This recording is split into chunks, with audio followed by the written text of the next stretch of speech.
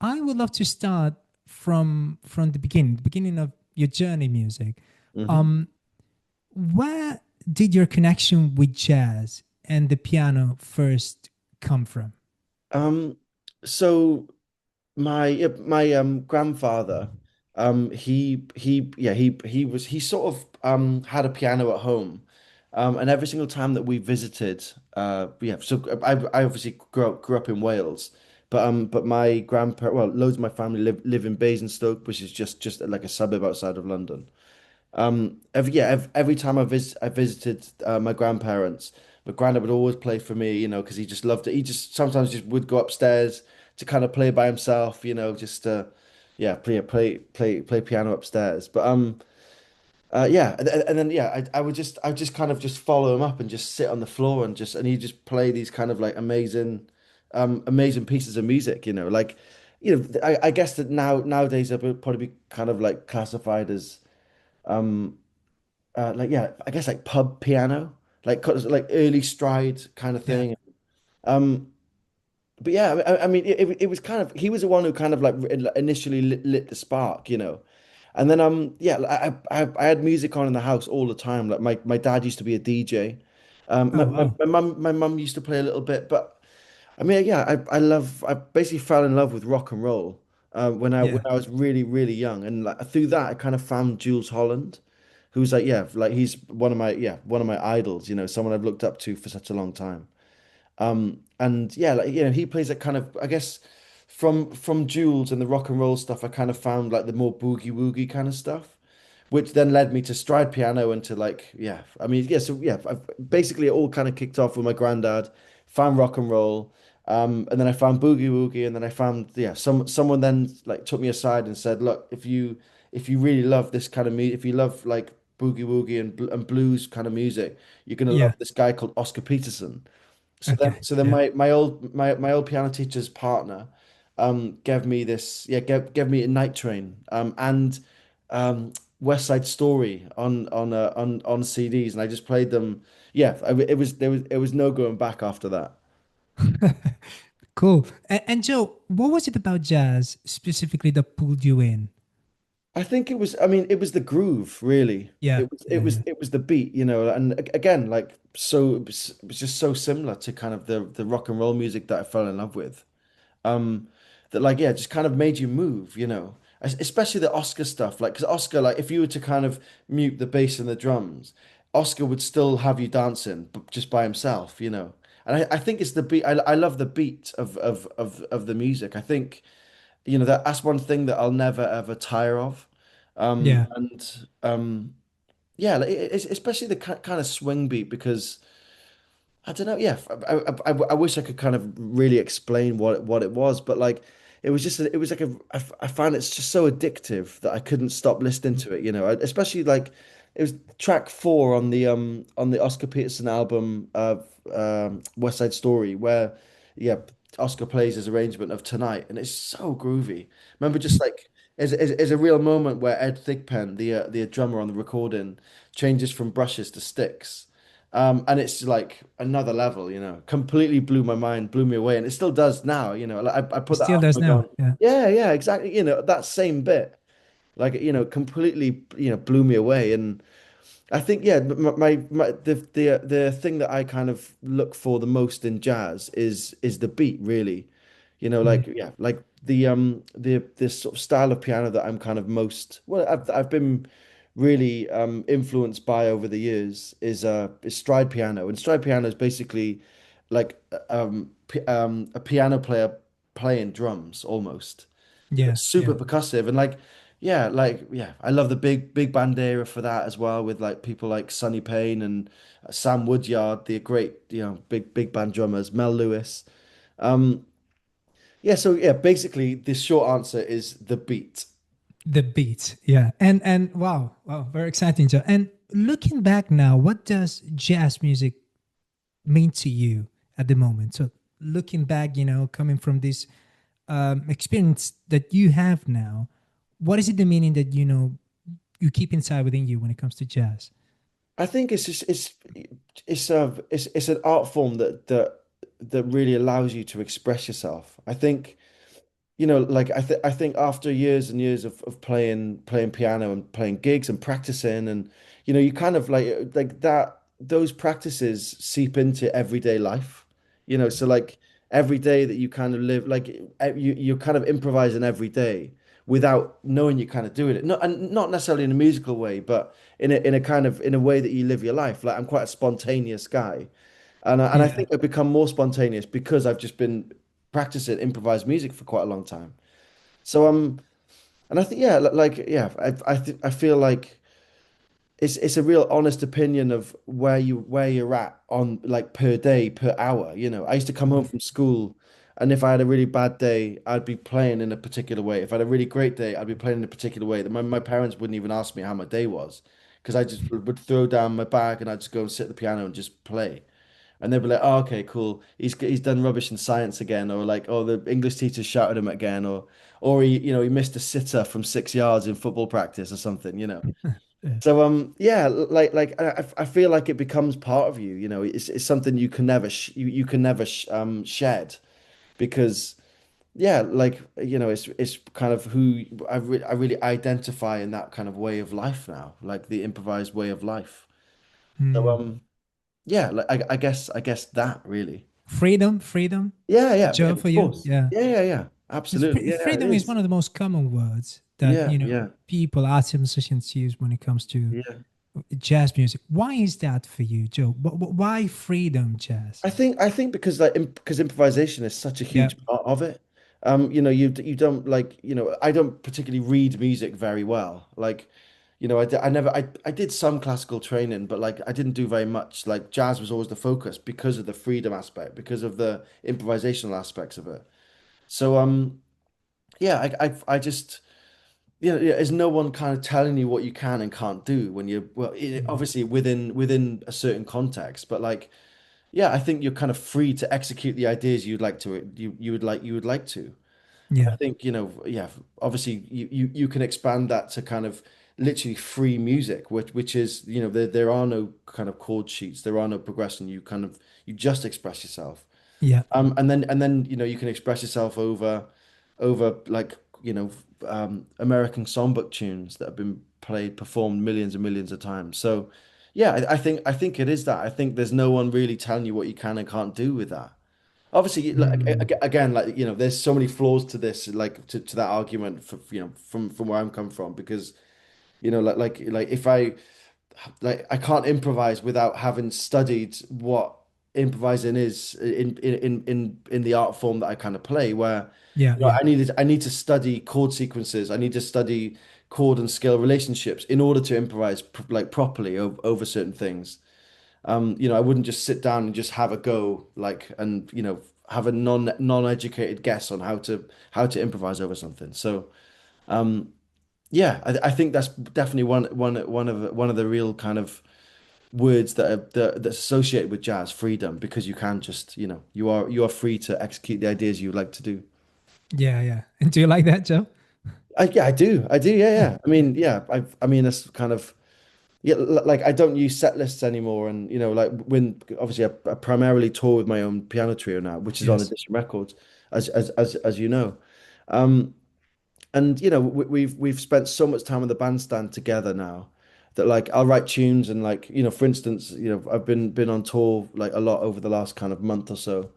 Um, and I try to write on the bandstand. I try to write pieces of music. Like, but my writing approach is I need a title before I start any musical like kind Okay. of things. Because we end up in like we're like three best mates. Me, Sam Jessen, and Will Sash. Like, so we end up just having these kind of like really crazy spontaneous nights. Not even like kind of alcohol induced or anything. We'll end up just having these kind of really fun times together with, yeah, being out and about in different cities and things. And there'll always something will always happen that I'll just write a tune because I'll have the name of the tune from the night, and then I'll get to work on putting music to that name over in the coming weeks, and then like the next time we tour. I'll be yeah, we'll start to perform that. But yeah, I was what I was saying about the set list was, you know, that we're constantly adding to our repertoire as a trio. So I don't ever use one of them. I'll just start to play like an old tune of mine or a new tune of mine, and you know, Sam and Will immediately kind of know what it is. So Yeah, yeah, yeah, just that kind of like freedom. Again, it's freedom of not having to kind of follow a set list or something. You can kind of just make it up as you go along, so to speak. yeah, yeah. It makes it more fun, of course. Yeah. Yeah, yeah. Joe, what I would love to, touch with you in today's conversation is the reality of you becoming the person you are today as a jazz musician. So, for example, fast forward to now, you've been recognized as Instrumentality of the Year, so by Jazz FM Awards 2026, and again, congratulations for Oh, that, thank Joe. you. But what I would love to do, I would love to zoom out a little bit. Hmm. Um, so for someone listening to you right now, especially independent artists and musicians who's building their own path, what do you feel shaped your journey the most as a jazz musician? I think people around you. I feel Mm. like you know when I was lucky to study where I did. I studied in Cardiff at the Royal Welsh College of Music and Drama, and obviously I had fantastic teachers, and I learned a lot from them. But and you know I still feel this same way now, where I learned most from my friends because they were the ones who were like, oh, check out this album, especially when you know, when I went to university when I was 18. It was a kind of the first time I was around people who loved jazz and loved music similar to me as much as me. And you know, even to this day, like I learn so much. I learn so much from my mates. From you know, like yeah, like if I have a rubbish gig or something, or I play below par than what I kind of would like to do.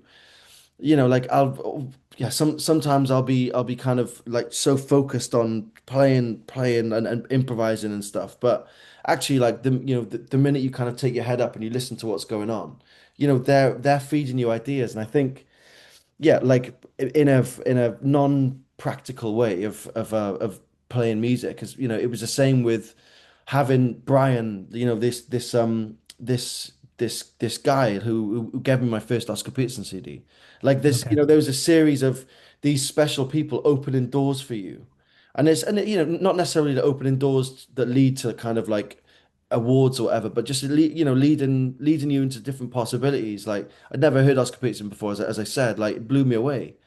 And then you know, someone also then showed me Art Tatum for the first time. Someone showed me Fats Waller for the first time. Someone showed me Led Zeppelin for the first time. Someone showed me Jay Dilla for the first time. You know, and all these things they end up like if you know if you really resonate with them, yeah, if you really resonate with the music that people are throwing at you, it really forms you as a musician. So I feel like that's the most important thing that I've been it's the most it's the thing I'm most grateful for is being surrounded by people who care basically. Yeah, yeah, And you know that can be even to be honest, even students who I teach who show me stuff, I'm like, wow, that's amazing, you know.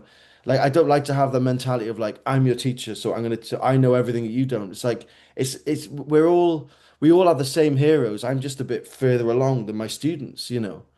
Like it's just it's you know we can all learn from each other, and I think that's definitely something that I've been really affected by having amazing friends and amazing people and amazing idols, you know, like people like Wynton Marsalis. I've been lucky enough to work with Wynton a few times, and you know, like you know, I'll spend a day with him. I'll spend 2 days with him rehearsing and then doing a gig. It's like I've just done another 4 years in music college.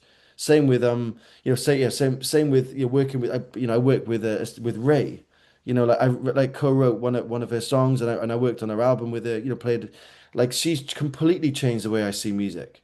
Like mm, she's a complete genius, you know, and you know, and I think everyone I've worked with, everyone I've been lucky enough to work with, however famous or non-famous they are, like they've all had a massive, massive effect. And I think that's the most important thing of growing as a musician and acknowledging that, and you know, if someone you trust and you like sends you a piece of music to listen to it. Yes, yes. So having a supporting system, Yeah, I would exactly. say. Exactly. Yeah. That's it. So That's it. surrounding yourself by the right people. And Hmm. what why, Joe, do you think this has been extremely, relevant to you? And what would you suggest to someone, listening to you right now to do first when it comes to, you know, look at, the right people for you? Yeah. I think what you mean in terms of like them starting their musical journey, you mean? Yeah. Okay, sorry. I mean, starting by also like, um, keep working on, being surrounding Oh, I themselves see. with the right people. Yeah. How to practice that? That's right. Yeah. Yeah. Oh, I Yeah. see. Sorry, Yeah. sorry, sorry. Because I was gonna say like spend time by yourself practicing for like years. Yeah. Um, but no, no. I think yeah. I think firstly establish where your local community is, your local musical community is, whether that's a jam session, whether that's like a I don't know, like a Saturday school or something. Yeah. Yeah. Seek them out and just be around. Right. Be around and like yeah, like I think just strike up a friendship because also like there are examples of it not working as well where like you might have just you might just not like anything that the person is sending you and vice versa, and that's not a bad thing. To be honest, that's a good thing too because you're already kind of finding out what you like and what you don't like. Yeah. But then it's funny in those situations you'll like I remember that the first time someone showed me Thelonious Monk when I was like 15, I just didn't get it. I didn't like it.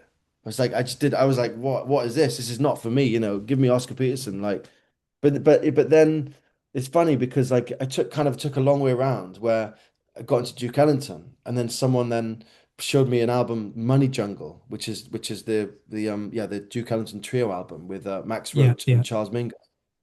And I remember then like hearing that for the first time and I was like, oh my God, like I get Monk now. I understand Monk, you know. And I think that that was like the first time someone gave me I can't remember I think it was Underground I think the Monk album and it was yeah like I just hated it to be honest like then and there when I was 14 or 15 I was just like look this is not my music at all I really don't like it but then now it's one of my favorite albums because like because of trusting the kind of process of someone else giving me a Duke Ellington album giving me that album. Yeah. Yeah. So yeah, so I guess to be honest, like just be you find your local musical community and then just yeah, always give everything a chance. Like it's okay to dislike stuff as well as like it, you know? Yes. Yes. Absolutely, Joe. And um,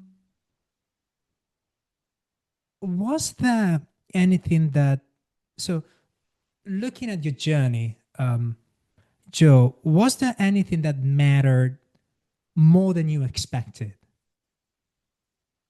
Good question. Um I'm sure that I mean there's definitely going to be many answers to it, but they're not coming to me right now. I think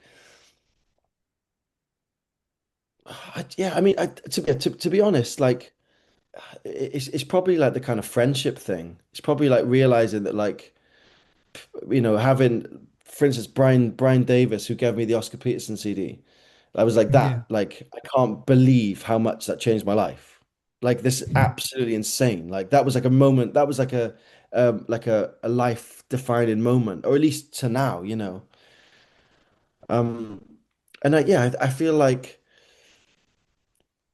yeah, I guess having like doing or being in the right place at the right time and stuff, and Yeah. like 'cause I remember getting called for yeah when I left Wales after my studies in Cardiff, I moved it to Basingstoke with my aunt and uncle, who yeah basically put me up for like for a few months because I wanted to kind of, but my aim was always to move to London.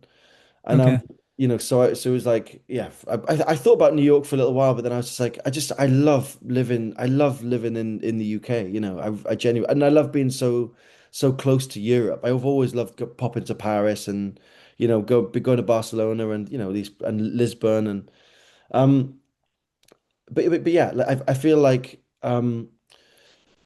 yeah, one of my old friends called me and who'd moved to London like 2 years before I did and was like, look, I'm setting up a kind of like a traditional sounding jam session every Sunday in a pub in West London.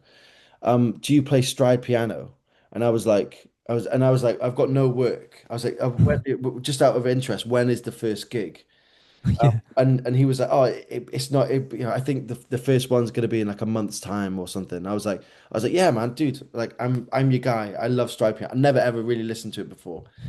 I guess like I just put the headphones on, play on my keyboard. I was doing like 10 hours a day practicing because I had nothing else to do, Lock myself away, headphones on, playing on my Nord, transcribing like people like Teddy Wilson, Fats Waller, James Price Johnson. And yeah, like I feel like that. I feel like being given the opportunity to play that music, not realizing how much I would go on to really, really be affiliated with that music, like this kind of Yeah. slide piano music. I feel like that was, I could classify that moment into that kind of category, I think. But yeah, because I was sort of just doing it, just seeing it as doing the job, like get enough money to move into London and pursue my career, which I was writing very different sounding music at the time. Yes. Which was, I mean, I guess contemporary jazz. I mean, I guess the music I make now is also contemporary, but it's just kind of laced with 1920s style piano playing. I had an amazing sorry, this is a slight tangent, but I had an amazing piano lesson in COVID with on obviously over Zoom with an amazing piano player called Jason Moran, and he really like changed my perception of music too. He really changed my life. Had 2 hours with him just on Zoom, played with him and both played to him. And and he said this thing of he said, well, all this information that you're playing is, it sounds great. Like I can hear that you've transcribed Art Tatum and you've transcribed Fats Watt, all these people I've mentioned. But he was like, what does that music sound like today? And I was like, that's such a mind-blowing thing because, Mm. we've now got 100 years of music to kind of to influence the music that we make today. Obviously, like Yeah. Yeah. music that Art Tatum and these piano players were making, their influence was, I mean, hip hop and stuff hadn't it was nowhere near yet. It was like yeah, decades away. From like the kind of like 80s, the 90s. And yeah, so yeah, anyway, I feel like yeah, being saying yes that I could do those gigs in West London when I yeah, before I moved to London. I think that was kind of I didn't realize how important that would be, saying yes to that opportunity. Yes, yes, yes. Of course, Joe. Um, Whenever I think of you, I think of, your skills playing the piano, Joe. I Oh, mean, thank you.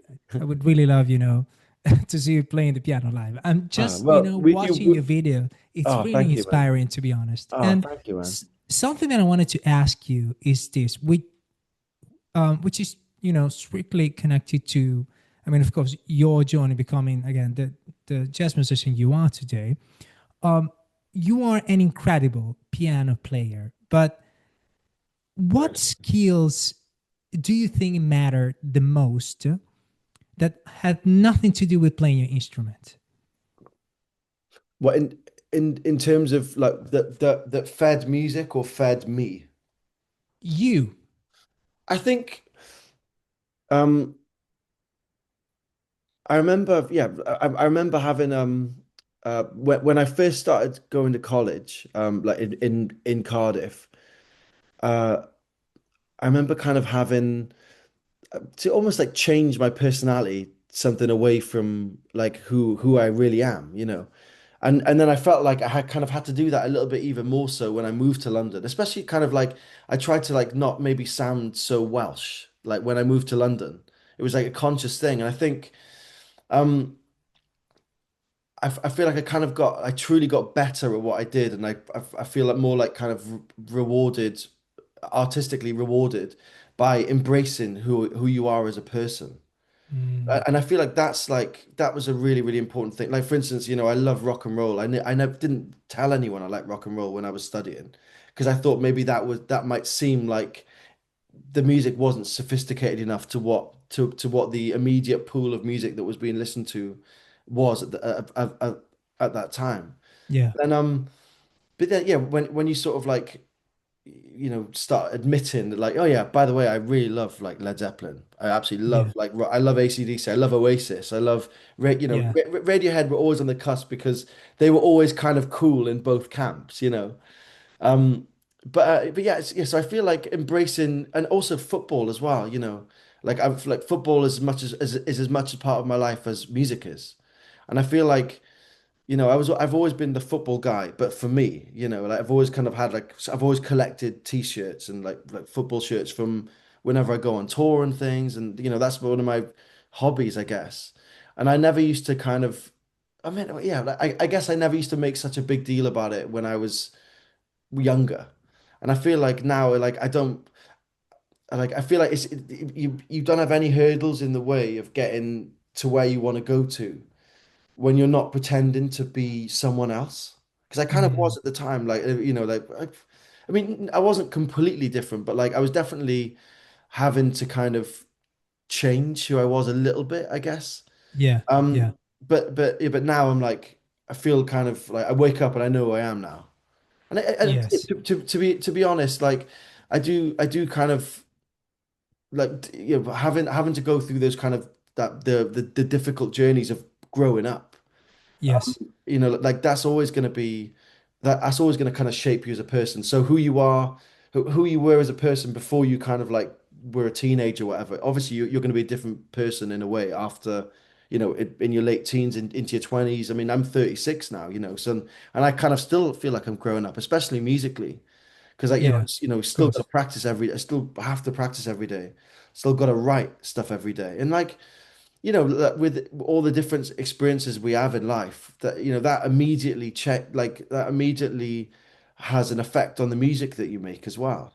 Mm. Um, Can you give us an example, Joe, when it comes to well, embracing the importance of, for you, how much, um, was important embracing who you are to, become, the person you are today as a creative being? I think to be honest, like the whole stride piano thing, like I really, I deep down loved doing those gigs when I was yeah, booked on these in the gigs in the pub in West London.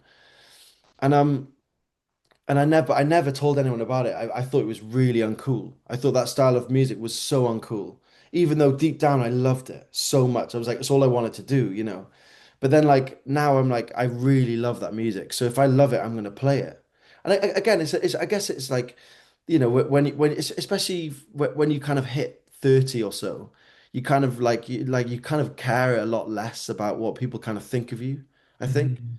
And that and that as a person and also as a musician as well, for sure. Yeah, yeah, So I feel yeah. like kind of embracing that whole element of that piano style that I really love, and like yeah, kind of never really admitted to myself at the time. But I genuinely think that things happen for a reason. So maybe there was a reason why I didn't embrace that at the time. Not quite sure what it would be, but maybe if I had done it, maybe the flame would have burnt out quicker. I don't know. Yes, yes, But yeah, I think that's like yeah, embracing who you are as a person definitely affects the sort of music that you make. yes, yes. Of course, Joe. Um, about embracing who you are as a person, what? Yeah, I would love to ask you this because it's a thing that we usually hear, especially on social media, but on books as well. What advice do you hear a lot that you don't fully agree with when it comes to we're talking about authenticity, Joe? Hmm. I don't know. Good question again, I have to say. Um, Advice I don't necessarily agree with. I don't know. I mean, I can't say that I've ever been really given any bad advice, to be honest. I mean, again, like it goes back to having great friends and colleagues and things. Um, I think like having to move to a major city in order to kind of become who you want to be. I think there was Mm. always like that whole thing of, I mean, I always wanted to move to London. Like like no one's opinion affected me. I was like that. My aim was to end up in London, no matter what happened. Because yeah, like where I grew up in Wales, I grew up in a place called Neath, which is really close to Swansea. And there's a real legendary kind of musical family from there, called the Cottles. There's Yeah. Lawrence Cottle, who's a fantastic bass player. Richard Cottle, who's a fantastic saxophone player and like MD and stuff. Um, and yeah, Dave Cottle, who's a great trumpet player and plays piano, but also runs the Swansea Jazzland. Who he gave me my first opportunities when I was growing up. But like every time that Lawrence or Richard come to the club, I always wanted to get like I met that's what I measured as greatness, and I was like, I want that. And I think those people live in London, like that is, and they never like told me explicitly. It was like, oh, you have to kind of move to London in order to make it. But I think there was a lot of pressure on people of like, are you going to move to London after college? You're going to do it. You're going to do it. Uh, And I yeah. was always going to do that anyway. But like, I feel like now, if someone says, like for instance, there's an amazing music scene in Birmingham, jazz music scene in Birmingham. Yeah. Birmingham, Yeah. brilliant. Like there's no need to move to London. It's the same with like Bristol. So there are these cities. So like, I guess that would, if I had to pick something, um, like if no one's really given advice saying you don't need to practice. That if that was advice that was being given, I would definitely disagree with that. But yeah, I feel like, like music now is it's not as sort of city centric as, or at least London centric as it used to be. Yeah. Which is a great thing. Yeah. Um, But and it's this is a also, really good thing, to share, Joe, yeah, and yeah, especially, yeah, for many people not living in the UK, because we for all have, sure. this like imaginary that in the UK is jazz scene is Yeah. London, Yeah, oh and no, no, no. I but it's mean, more man, than that. like, So yeah, yeah, man, it's huge. I mean, like the music scene as well, like not even focusing on jazz, but the music scene yeah, the in music the UK, scene. it's amazing. I was in Manchester recently, and I was playing at this event, and just surrounded by these unbelievable musicians, like unbelievable musicians, and yeah, I think Manchester having like the Stone Roses, having Oasis, driving 30 minutes, being in Liverpool with the Beatles, like. Yeah, and now obviously in London with like the Clash and the Jam and stuff I remember the first time I toured in China, like people all the people wanted to talk to us about was what it was like living in the UK. It was like you must kind of just it was that and football. Yeah, yeah, And which suited me down to the ground, obviously. But yeah, and I was like, wow, it kind of really put it into perspective that like that there's so much amazing music. There's been so much amazing music come out of out of the UK. And again, not necessarily just in London, like all over the place. Welsh traditional music, Scottish traditional music, Irish traditional music, rock and roll, jazz. Like, I mean, Ezra Collective being one of them. Like, they're one of the most like one of the biggest booms in jazz. Like I mean, certainly in my lifetime. yeah, yeah, And and they've kind of. I mean, I know Femi really well, like the drummer. I know Joe Armand Jones is a brilliant piano player, and I was doing gigs with those guys when I first moved to London, and like just to see what they. I know obviously they're from London and stuff, but like yeah, I guess to be honest, that kind of disproves my point. But yeah, like there are so many amazing artists. Like you basically don't have to kind of move to where everyone is now. yeah, And yeah, the last thing I want to say about that as well is I think like I mean for me, my teachers are Art Tatum, Oscar Peterson, Jason Moran, even though obviously Jason Moran, like I actually had a lesson from, like everything I listened to, the musicians I listened to, like for instance, I was listening to Mary Lou Williams recently, and I was like, it's impossible not to learn loads of stuff from these greats. So you don't have to live in a city to have the same teachers as everyone else, you know? Like yeah, like it's I literally listen I listen to those to to that period of jazz for sure. I guess if if I'm going to listen to jazz, I'm probably going to go to the earlier side of things, maybe than the more contemporary side of things. But um yeah, like those masters are my teachers, and it's not they're then a lot of them are no longer with us. So you can't move to I can't move to New York to have a lesson with Art Tatum because he died in like 1952. Yeah, So yeah. yeah. Really good points, Joe, by the way. Yeah, especially again the um so the London thing. So yeah, like opening up yourself to, the endless possibilities that, a country like a UK can give you music wise. So um I would love to bring you back to the music, Joe, now, Yeah, of course. Yeah, yeah. because you have a new album That's right. coming out, Neath Beat, Neath May Beat. 22nd, right? The one. Exactly. Okay, Yeah. on Edition Records, Yeah. featuring Will Satch and Sam Jackson. Exactly. Yeah.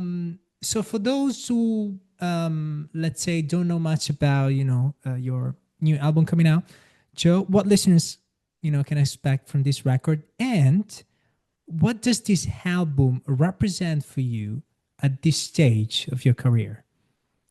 Um, so musically, the we as a trio, we we draw on again, I've been talking about it a lot, but yeah, the kind of earlier side of jazz, but trying to recontextualize it into today, basically. Yeah, Trying to in some way, in any way that we can, to try kind of translate the 1920s with the 2020s. So like using the kind of the stride ragtime feel of things in and on certain tracks, and just kind of trying to recontextualize them with different kind of harmony and things. And um yeah, but yeah, it's not all like that. There's a track on the album which is by a great UK hip hop artist called Miss Dynamite. Which is, yeah, she had a huge hit in like 2008, I think it was, called Dynamite. Um, yeah, there's a Welsh traditional folk song on it as well. Half the album, well, yeah, I guess three-quarters of the album is recorded in Wales in this really nice little barn, uh, yeah, in this, yeah, place called Giant Wafer. And then the rest of the album was taken from a gig in from London Jazz Festival last November, which we recorded the whole gig, and then yeah, chose our favorite kind of little tracks from that. Um, yeah, and I guess like me, like it's influenced by James P. Johnson, by Art Tatum, by again Welsh traditional music. What else? Yeah, Miss Dynamite. Yeah, so I mean, yeah, I guess again, yeah, I said the same thing about our last album as well, Hamstrings and Hurricanes. Like we just try to put all of our influences into one space and just see what happens.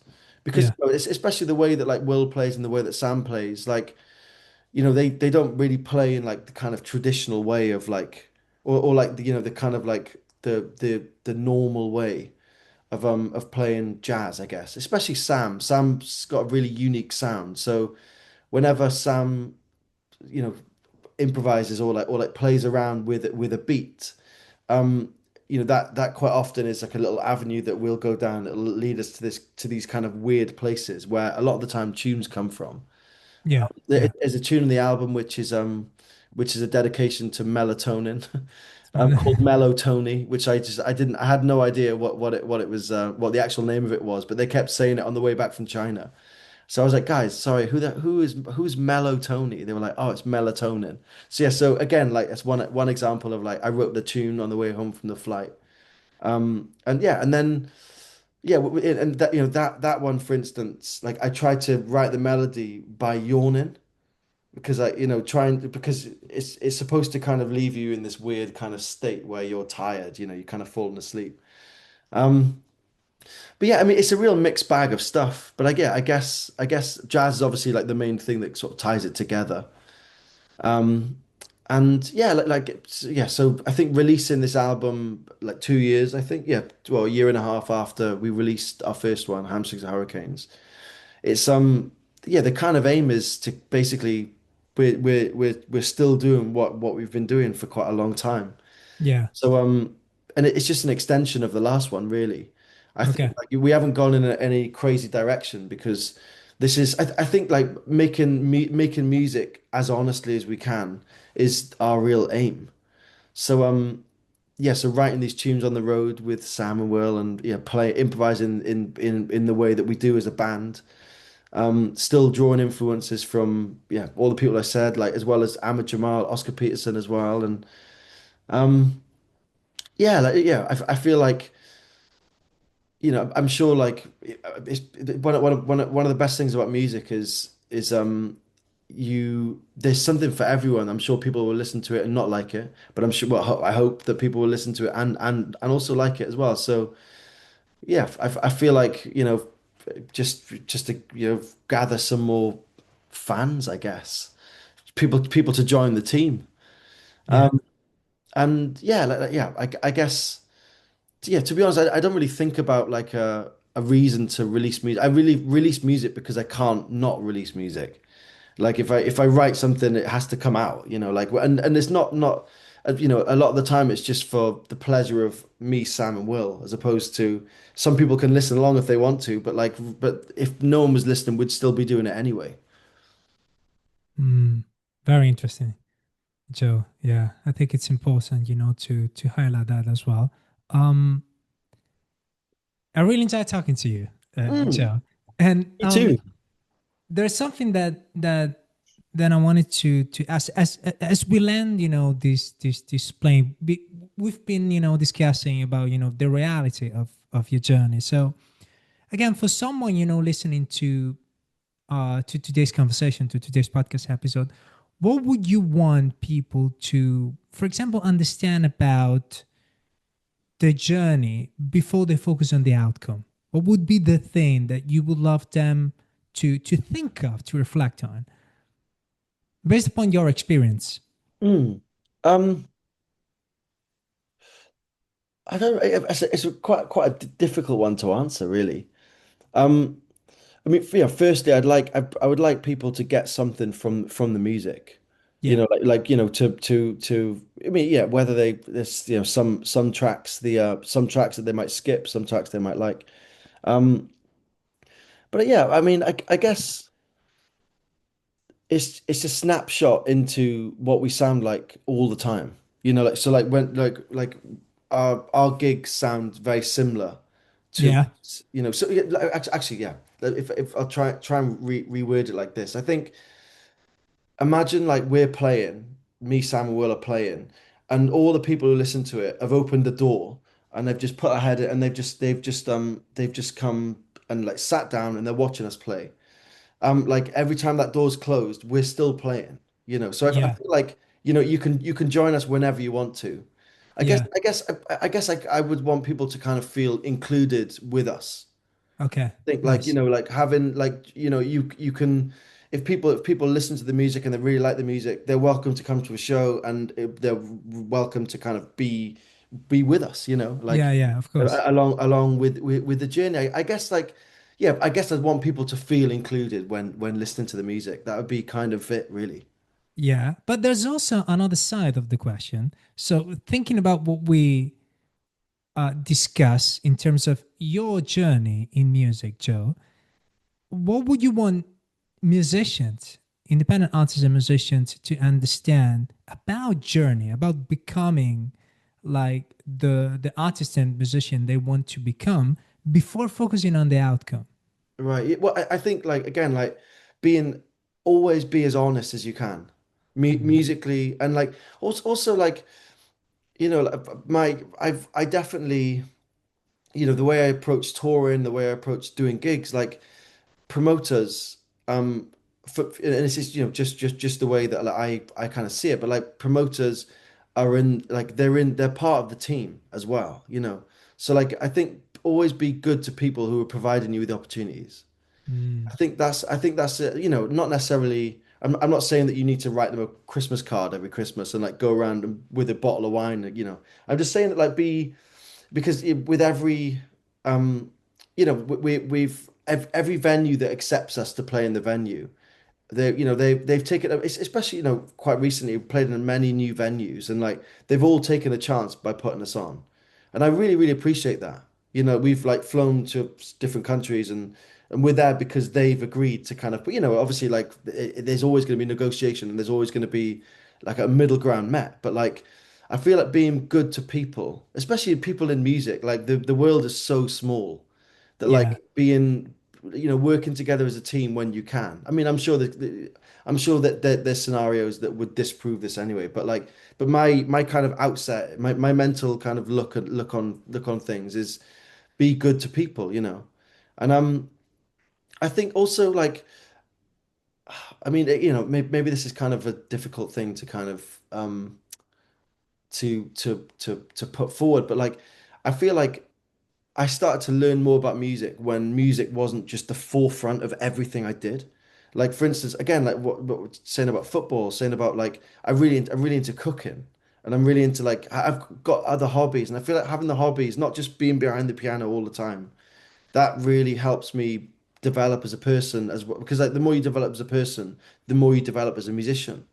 mm, So I feel like yeah, like try and not have your head in the game all the time, like try and separate yourself from it and like just get into have hobbies and things. It doesn't have to be climbing Everest or like writing novels, whatever, but like just yeah, have something that kind of takes your mind off of it for a while. Because yeah, kind of once I started embracing the the side of my brain that wasn't telling me to send emails to venues and write music and practice, like the whole music side of things become a lot better because you're almost letting the other side of your brain in, like again mm. it's like the collaboration. You need life to collaborate with music, just even in your own head.